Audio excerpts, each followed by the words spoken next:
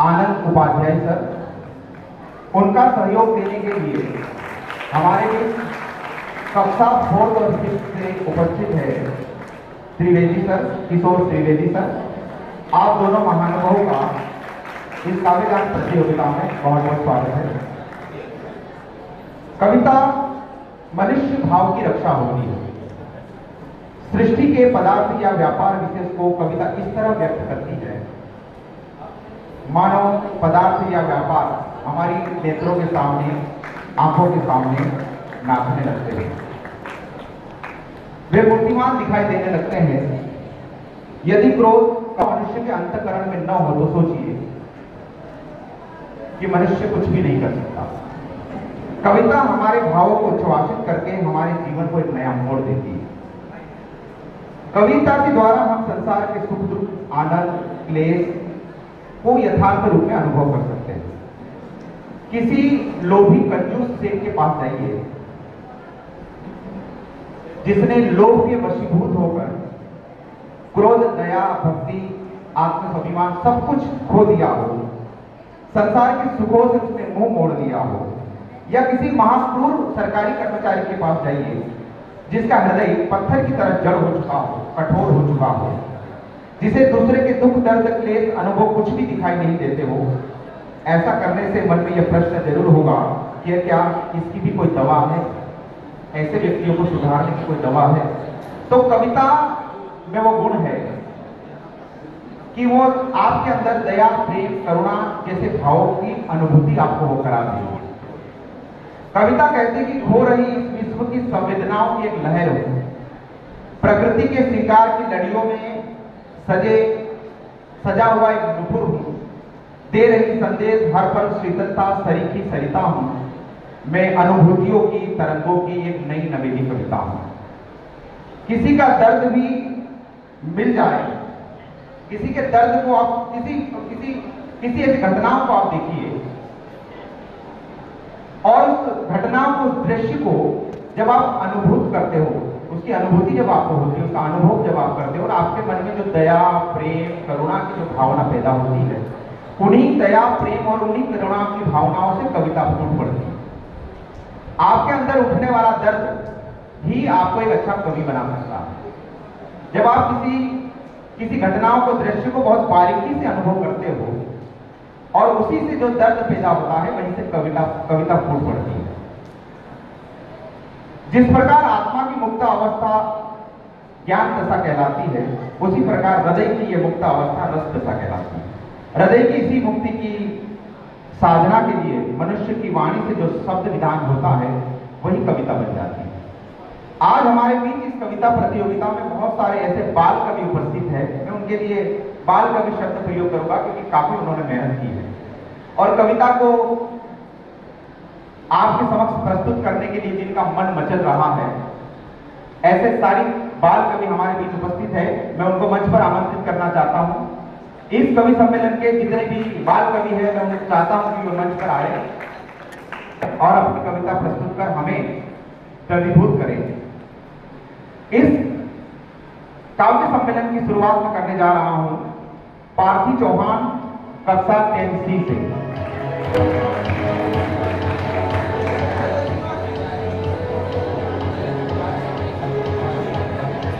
सारे बाल कवि मंच पर उपस्थित हो, अपना स्थान ग्रहण करें।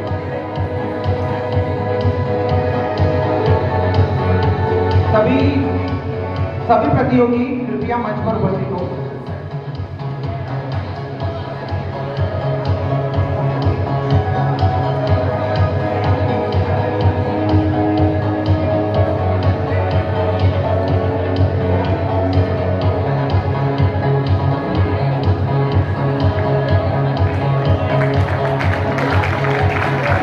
जोरदार तालियों से सभी प्रतियोगी का तहे दिल से मंच पर मैं हार्दिक स्वागत करता हूं।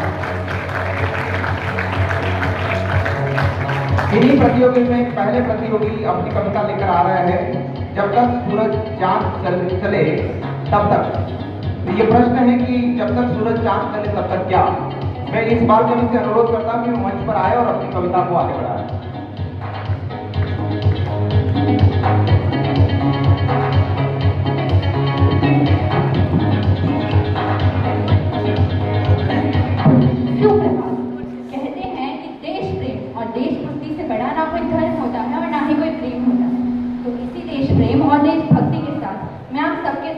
कविता प्रस्तुत करना चाहूंगी।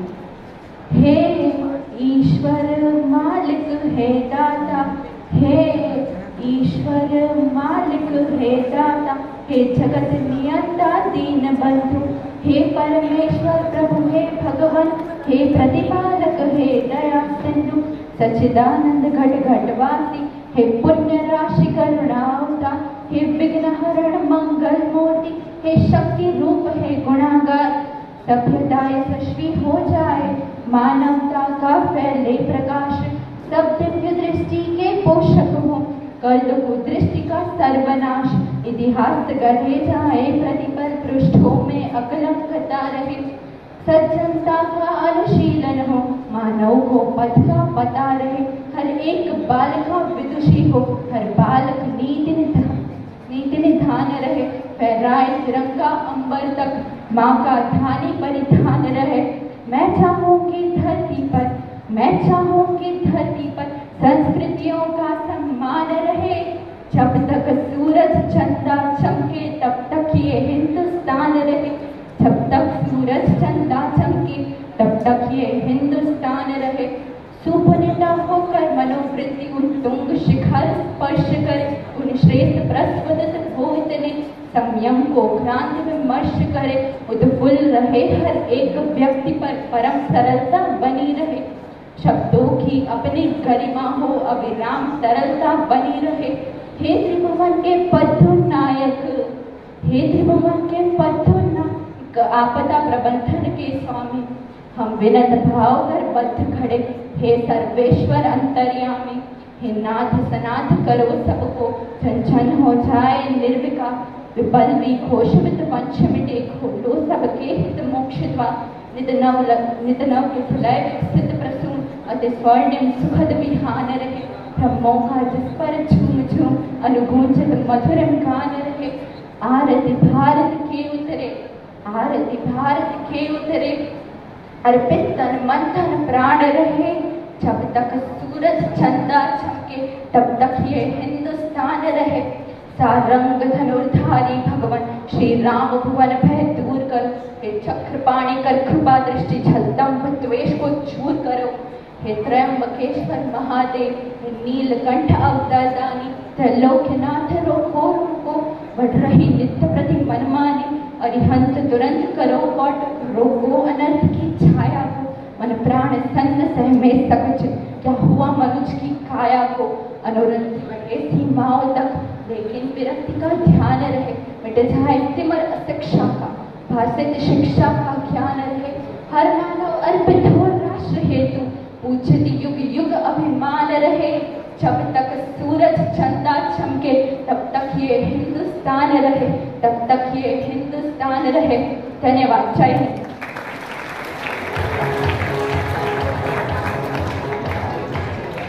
सुंदर कविता, मैं आपकी प्रशंसा करता हूँ।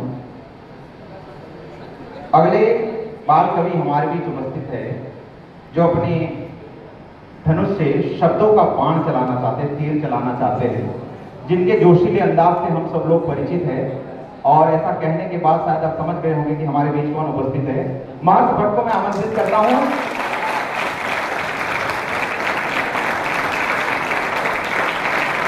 कुरुक्षेत्र का वो मैदान जहां कृष्ण अर्जुन को महाभारत में उसमें कथा में ये प्रसंग आता है कि कृष्ण अर्जुन को जो भगवत गीता का उपदेश दे रहे, उसी कुरुक्षेत्र के मैदान से का एक चित्र हमारे बीच उपस्थित करने, चित्र खींचने के लिए हमारे बीच उपस्थित है महर्षि। सुप्रभात। आज मैं अपनी कविता महाभारत के संदर्भ में सुनाना चाहता हूँ। तो कविता की पंक्तियां यहाँ से जन्म लेती हैं कि जब भगवान श्री कृष्ण हस्तिनापुर पहुँचते हैं और दुर्योधन से न्याय की बात करते हैं, तो दुर्योधन यह कह के उन्हें मना कर देता है कि सुई की नोक बराबर भी जमीन आपको नहीं मिलेगी बिना युद्ध के। तो पंक्तियां कुछ यह जन्म लेती हैं कि तलवार धनुष और पैदल सैनिक कुरुक्षेत्र में खड़े हुए, रक्त पिपासु महारथी दूजे सम्मुख खड़े हुए, कई लाख सेना के सम्मुख पांडव 5 बिचारे थे, एक तरफ थे योद्धा सब, एक तरफ समय के मारे थे। महासमर की प्रतीक्षा में सारे ताक रहे थे जी, और पार्थ के रथ को केशव स्वयं हाँक रहे थे जी, और पार्थ के रथ को केशव स्वयं हाँक रहे थे जी। के रणभूमि के सभी नजारे देखने में कुछ खास लगे, माधव ने अर्जुन को देखा, अर्जुन उन्हें उदास लगे। कुरुक्षेत्र का महासमर एक पल में तभी सजा डाला। 5 जन्य उठा कृष्ण ने मुख से बजा डाला। हुआ शंखनाद, जैसे ही सबका गर्जन शुरू हुआ, रक्त बिखरना हुआ शुरू और सबका मर्दन शुरू हुआ। कहा कृष्ण ने उठ पार्थ, कहा कृष्ण ने उठ पार्थ, और एक आंख को मीच जड़ा, गांडीव पर रख बाणों को और प्रत्येक चाकू खींच जड़ा। आज दिखा दे रणभूमि में, आज दिखा दे रणभूमि में योद्धा की तासीर यहाँ। इस धरती पर कोई नहीं अर्जुन के जैसा वीर यहाँ, इस धरती पर कोई नहीं अर्जुन के जैसा वीर यहाँ।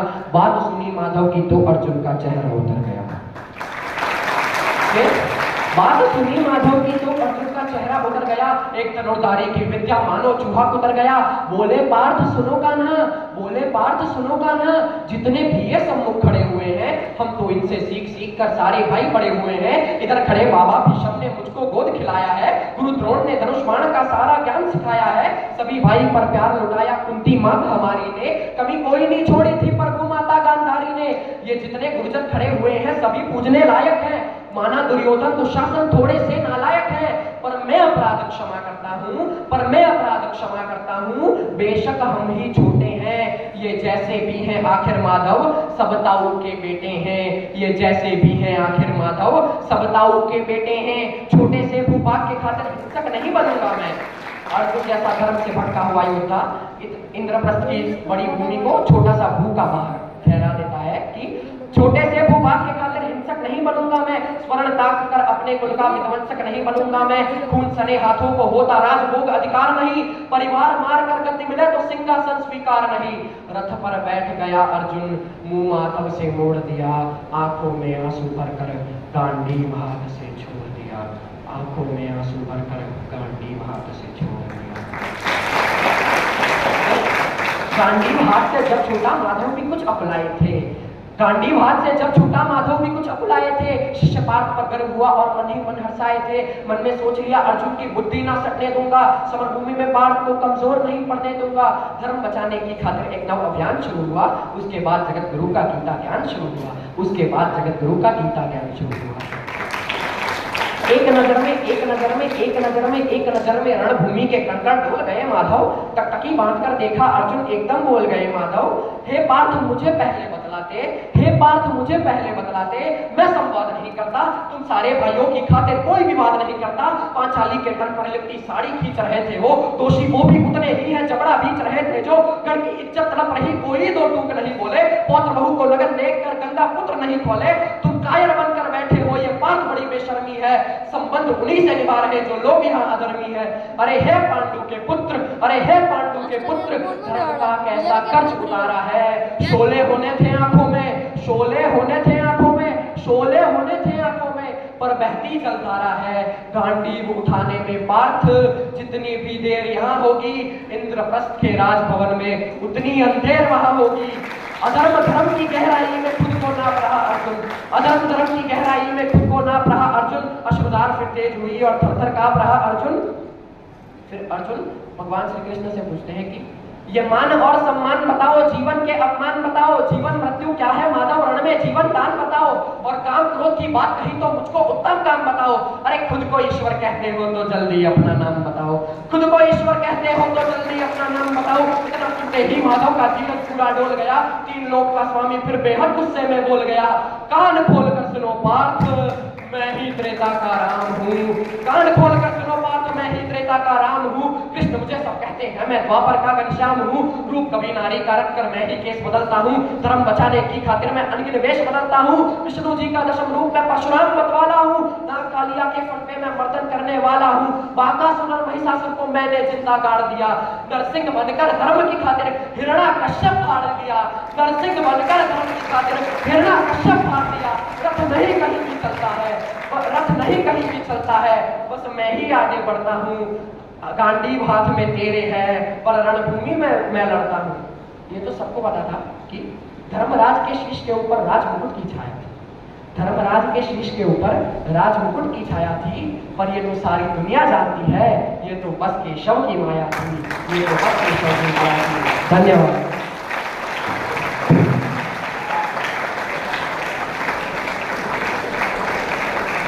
बहुत सुंदर और रोमांटिक कविता। मुझे लगता है अगर कुरुक्षेत्र के उस मैदान में कृष्ण न होते और अर्जुन को केवल इनकी कविता सुना दी जाती तो शायद वो गांधी उठा लेते। बहुत सुंदर कविता। अगले प्रतियोगी हमारे बीच है पलक झालावड़िया, जो कश्मीर की घाटे का दर्द लेकर हमारे सामने उपस्थित है।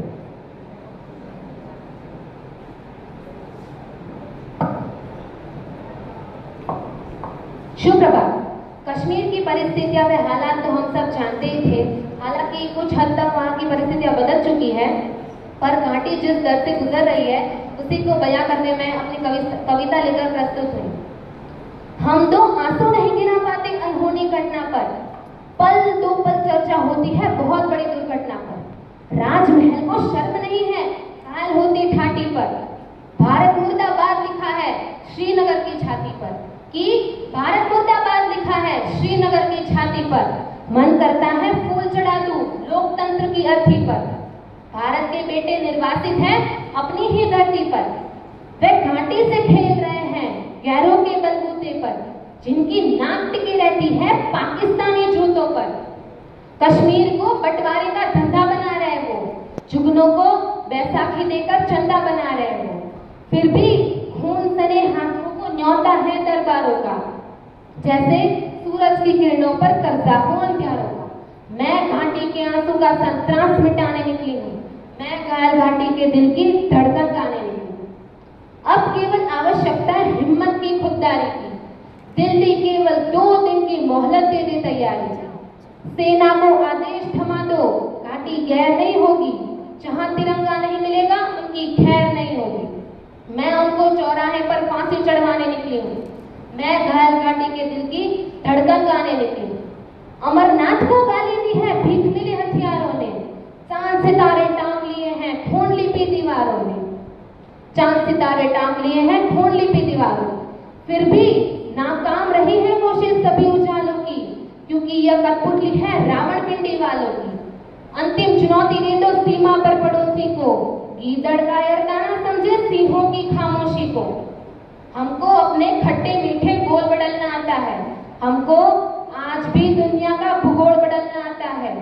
दुनिया के सरपंच हमारे थानेदार नहीं लगते, भारत की प्रभुसत्ता के वो ठेकेदार नहीं लगते।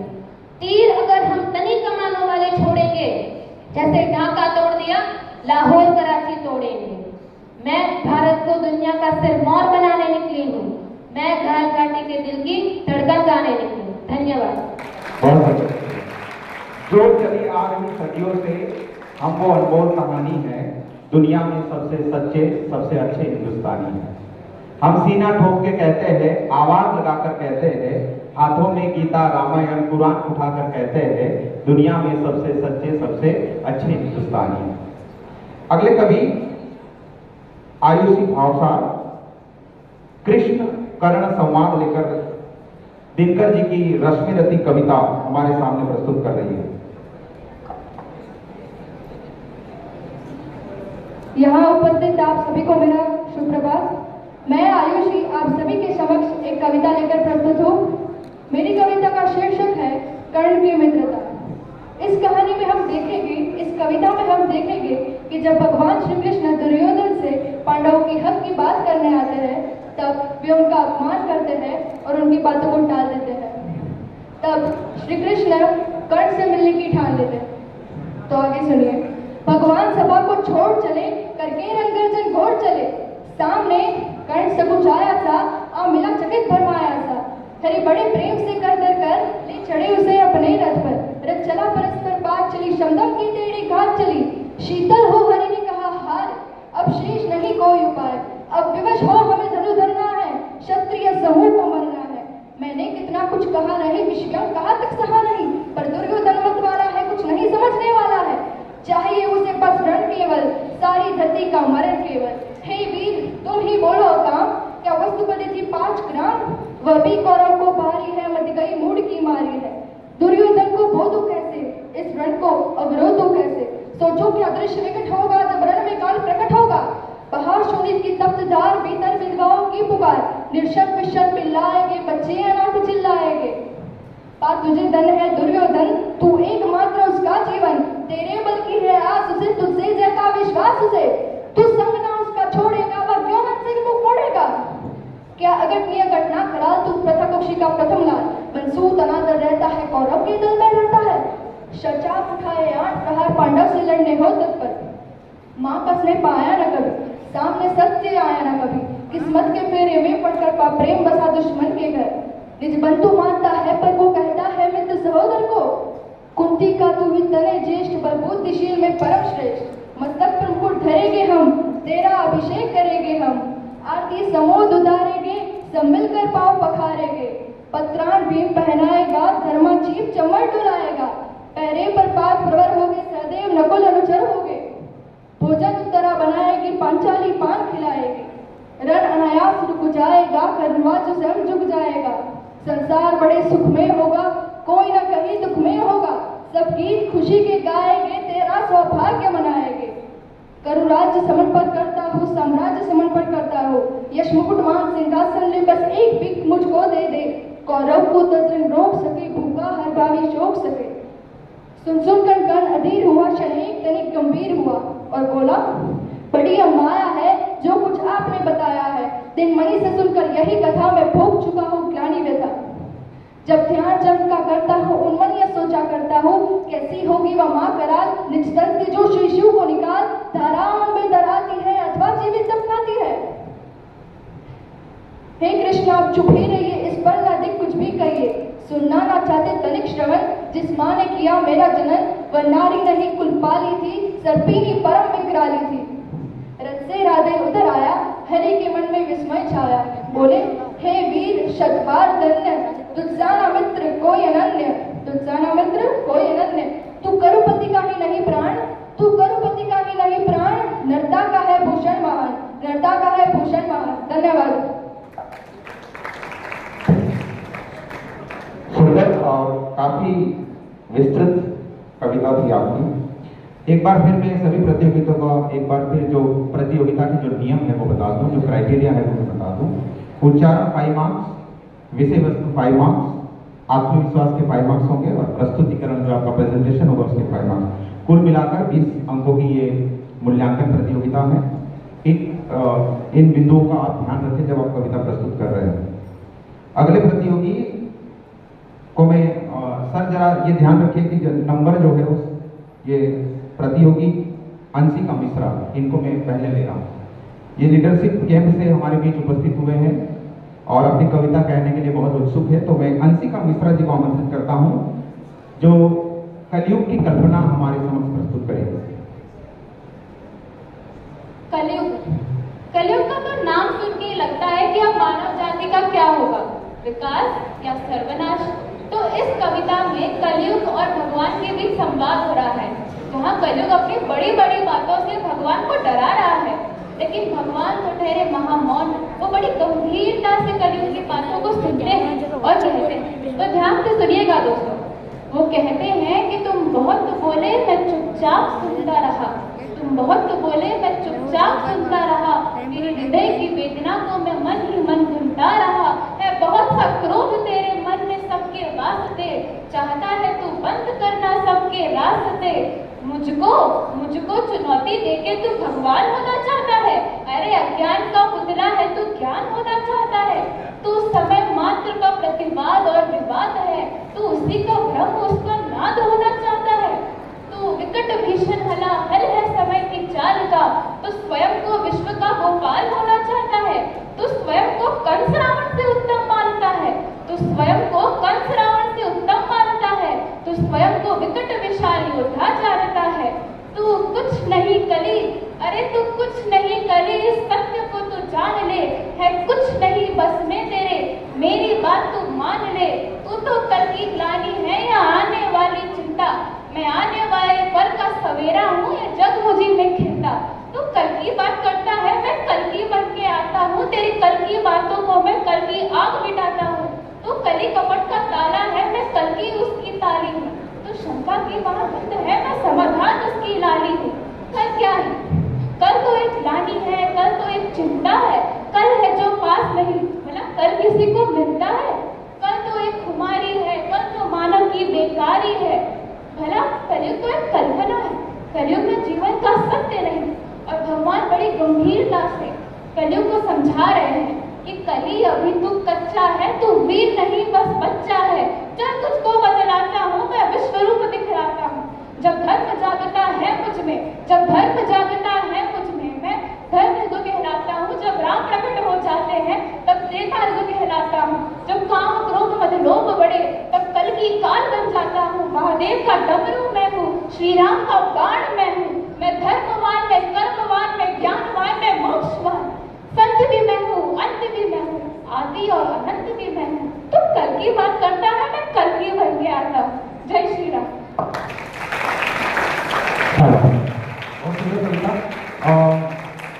खुशी चाहर हमारे बीच उपस्थित है। वो पूछती है भगवान कृष्ण से, रणभूमि में छल करते हो, तुम कैसे भगवान हुए?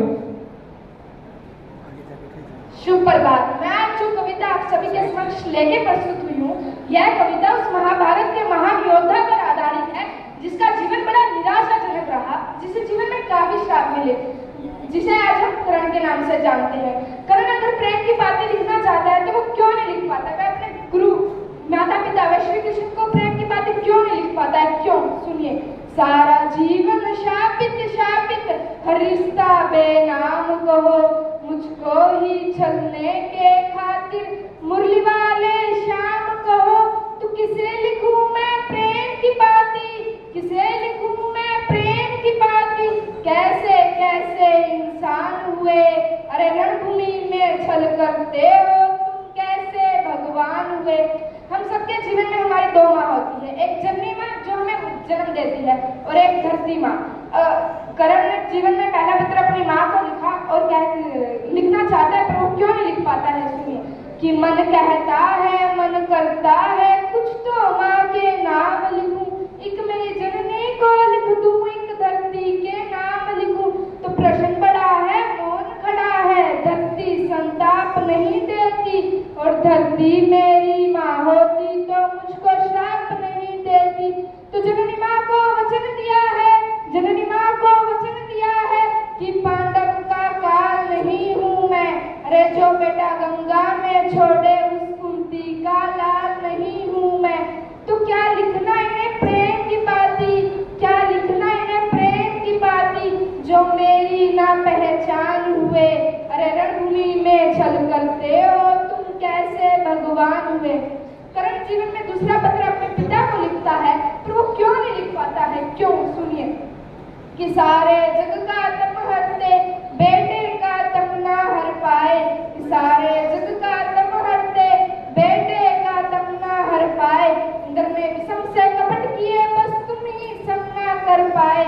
ओ अर्जुन की सौगंध की खातिर बादल ओट छुपे थे तुम, ओ श्री कृष्ण के एक इशारे कुछ पल अधिक रुके थे तुम।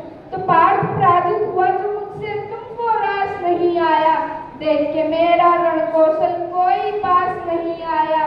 दो पल जो तुम रुक जाते तो, दो पल जो तुम रुक जाते तो अपना शौर्य दिखा देता, मुरली वाले के सम्मुख अर्जुन का शीश गिरा देता, मुरली वाले के सम्मुख अर्जुन का शीश गिरा देता। बेटे का जीवन हरते हो, बेटे का जीवन हरते हो, तुम कैसे दिनमान हुए, अरे रणभूमि में छल करते हो, तुम कैसे भगवान हुए। कर्ण के दो गुरु द्रोणाचार्य और परशुराम। द्रोणाचार्य ने कर्ण को ज्ञान देने से मना कर दिया और जब कर्ण ने परशुराम से झूठ बोल करके मैं ब्राह्मण भी करूं ज्ञान प्राप्त किया, तब परशुराम को यह बात पता चली तो परशुराम ने कर्ण को श्राप दे दिया कि जब भी तुम्हें महाभारत में संसाधन की जरूरत पड़ेगी तुम संसाधन का मंत्र भूल जाओगे। तो इसमें सुनिए कि पक्षपात का चक्रव्यूह क्यों द्रोण नहीं तुमसे टूटा, कि पक्षपात का चक्रव्यूह क्यों द्रोण नहीं तुमसे टूटा, और सर्वश्रेष्ठ अर्जुन ही हो बस वो नहीं तुमसे छूटा। एकलव्य का लिया अंगूठा मुझको सूत बताते हो, अरे खुद दोने में जन्म लिया और मुझको जात दिखाते हो, कि एकलव्य का लिया अंगूठा मुझको सूत बताते हो, अरे खुद दोने में जन्म लिया और मुझको जात दिखाते हो। अरे अब धरती के विषय विजेता परशुराम की बात सुनो, एकजुट पर सब कुछ ही ना नियति का आघात सुनो। अब धरती के विषय विजेता परशुराम की बात सुनो, एकजुट पर सब कुछ ही ना नियति का आघात सुनो। तो देकर भी जो ज्ञान भुलाया, देकर भी जो ज्ञान भुलाया, अरे दानवीर सूर्यपुत्र को तुमने जिंदा मार दिया, अरे दानवीर सूर्यपुत्र को तुमने जिंदा मार दिया, फिर भी तुमको ही पूजा है, तुम ही बस सम्मान हुए। अरे रणभूमि में छल करते हो तुम कैसे भगवान हुए, अरे रणभूमि में छल करते हो तुम कैसे भगवान हुए। जय श्री राम। धन्यवाद। अगले प्रतियोगी गांव और शहरों का भेद बताने आ रहे हैं।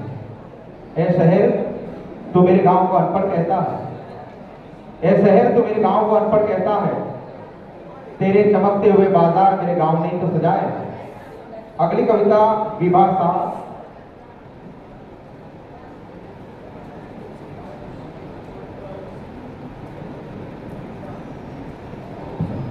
सुप्रभात।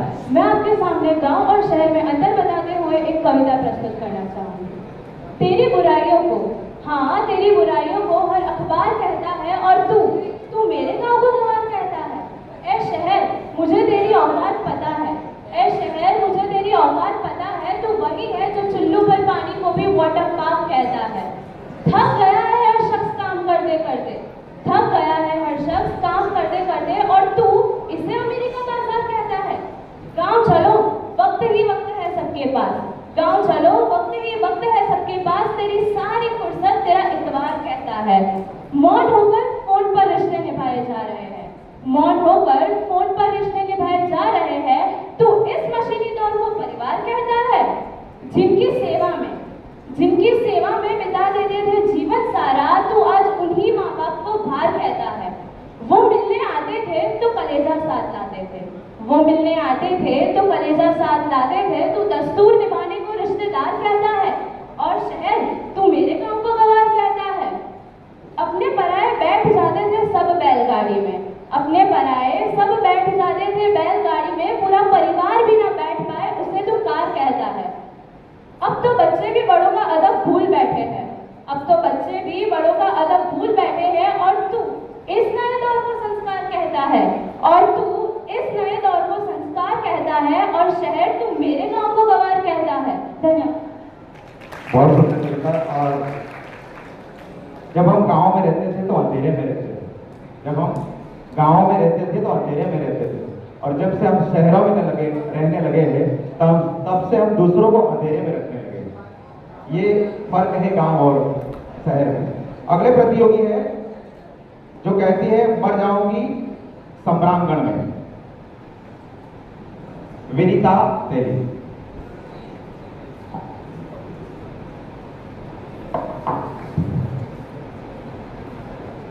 सुप्रभात। मेरी कविता का शीर्षक है मर जाऊंगी सम्रांगण में या फिर गोरों को मारूंगी।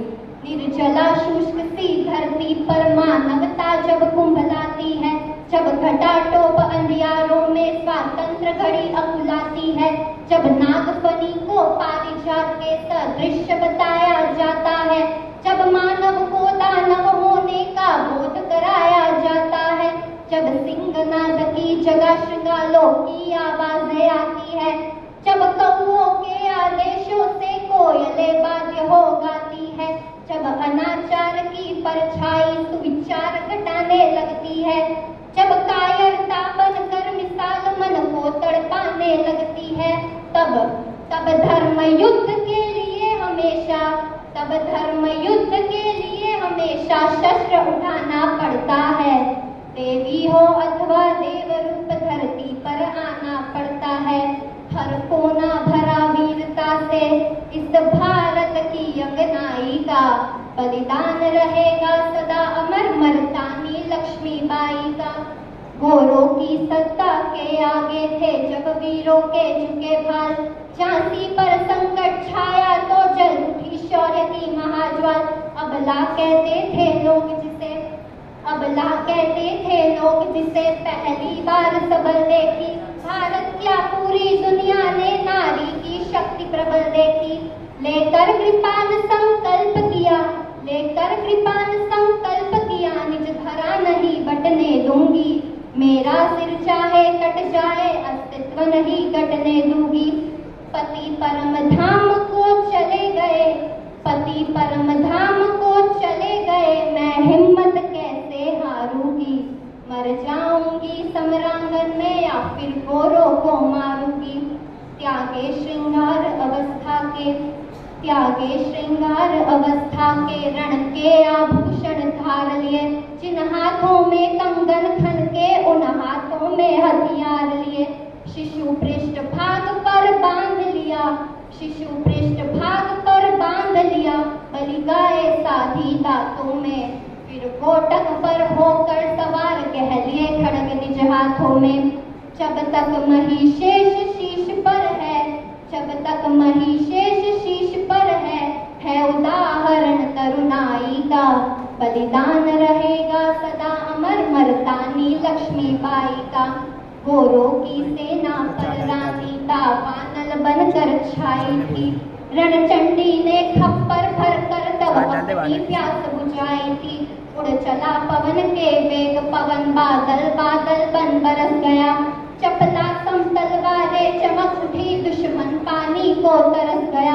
रण बीच अकेली डटी रही, रण बीच अकेली डटी रही। साहस के तब पौबारे थे, दुश्मन से बाजी जीत गए पर हम अपनों को हारे थे। त्रेता में पदलोलुप होकर, त्रेता में पदलोलुप होकर भाई को भाई मरवाता है। द्वापर में राज हड़पने को जब महायुद्ध हो जाता है। इतिहास साक्षी बन जाता है, इतिहास साक्षी बन जाता है हर अकथनीय सच्चाई का। बलिदान रहेगा सदा अमर मर्दानी लक्ष्मीबाई का। बलिदान रहेगा सदा अमर मर्दानी लक्ष्मीबाई का। धन्यवाद। मेरी कविता का शीर्षक है आग की भीख। धुंधली हुई दिशाएं, छाने लगा कुहासा, कुचली हुई शिखा से आने लगा धुआंसा। कोई मुझे बता दे क्या आज हो रहा है, कोई मुझे बता दे क्या आज हो रहा है। मुंह को छिपा तिमिर में तेज क्यों सो रहा है। दाता पुकार मेरी संदीप्ति को जिला दे, बुझती हुई शिखा को संजीवनी पिला दे।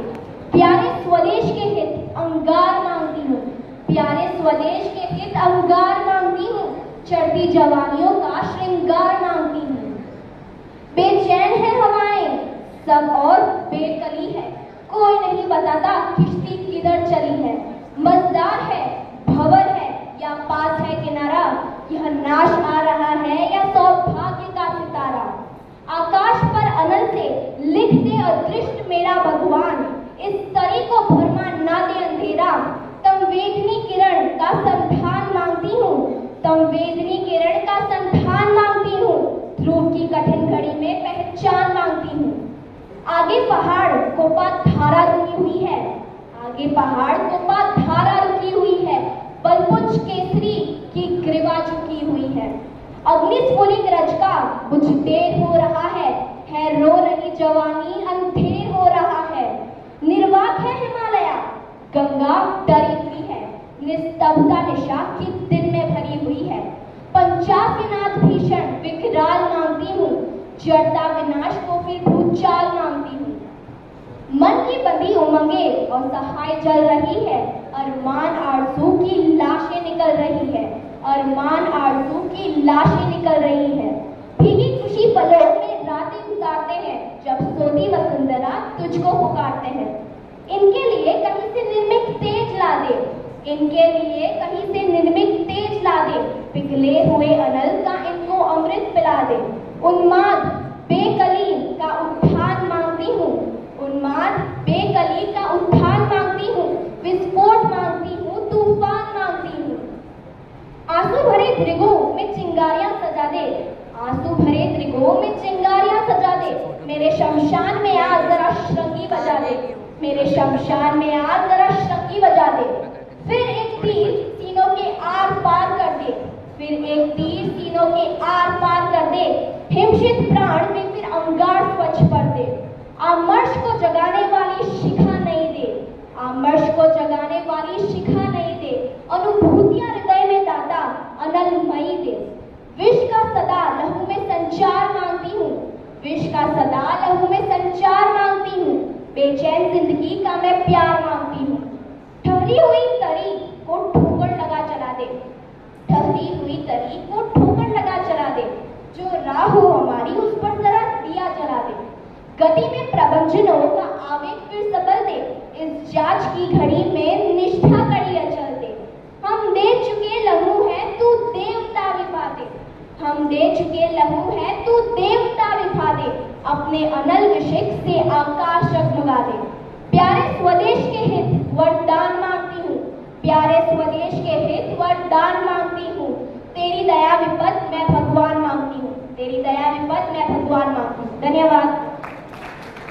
के कहते हैं आवाज लगाकर कहते हैं, हाथों में गीता रामायण पुराण उठाकर कहते हैं, जो चली आ रही सदियों से हम वो अनमोल कहानी है। दुनिया में सबसे सच्चे सबसे अच्छे हिंदुस्तानी है, दुनिया में सबसे सच्चे सबसे अच्छे हिंदुस्तानी है। हम ताजमहल की किनारे पावन गंगा की धारा है, ख्वाजा नवाज की चादर अमृतसर का गुरुद्वारा है। हम हिंद महासागर का जलौर हिमगिरी ऊंचाई है, हम भीमसेन जोशी का स्वर और बिस्मिल्लाह की सहनाई है। हम सूर्यदेव का ज्योति कलश शिव शंकर वाला डमरू है, जिस पर गिरधर ना करना चाहे हम लोग मीरा के घुंघरू है। हम मानसरोवर का पानी हम कश्मीर की केसर है, हम रामेश्वर द्वारकापुरी हम राम सेतु के पत्थर है।